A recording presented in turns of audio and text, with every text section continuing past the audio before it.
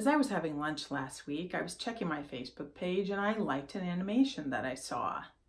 It was a big, beautiful butterfly sitting at a cafe table, and across from her was a green caterpillar.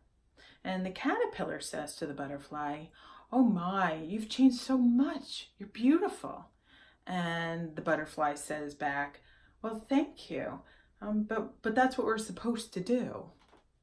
My name's Michelle, and I wanted to share a little story with you about how I've changed from being Michelle to Awesome ZsaZsa. Now, I was named after a family friend, Michael. And what I liked about that dimension was that I felt it was masculine and feminine all together. And the other thing I liked about Michelle was that when strangers would meet me, they would just start singing the Beatles song. Michelle, my belle, these are words that go together well, my Michelle.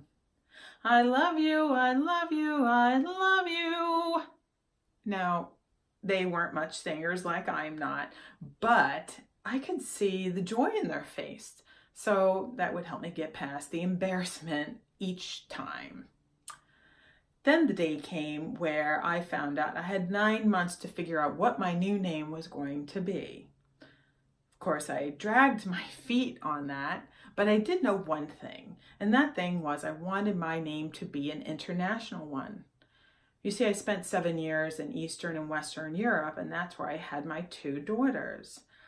I had such wonderful memories of grandparents in Europe and watching them be part of their children and their grandchildren and the community.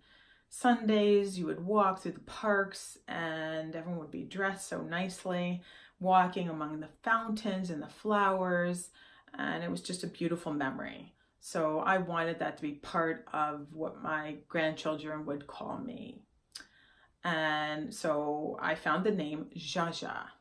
Now, in America, ZsaZsa is known for a beautiful actress named Zsa Zsa Gabor. And Zsa Zsa Gabor was a lover of life, of people, of adventure. And she had a couple of name changes, so I could totally relate. And so I went with ZsaZsa. Then my daughter had a second child, and the second child she named after me. One day, my son-in-law created a new Netflix page for me, ID, and he had this really cool cartoon. It was this woman that had a mask, looked like Wonder Woman, but above was the caption name, Michelle Senior. Michelle Senior? Senior? So I got into that ID and I had to just make the update, and I named it Awesome ZsaZsa. So that's how I went from Michelle to Awesome ZsaZsa. What I'd like to do is give you a challenge. Grab a piece of paper, write your name on the top or one of your names on top, and just free write. What is it that you associate with your name? Some of the fun stories, maybe some of the sad stories, but just have fun with it for 2 minutes just to enjoy the blessing of your name. Thank you for joining me on this. Take care.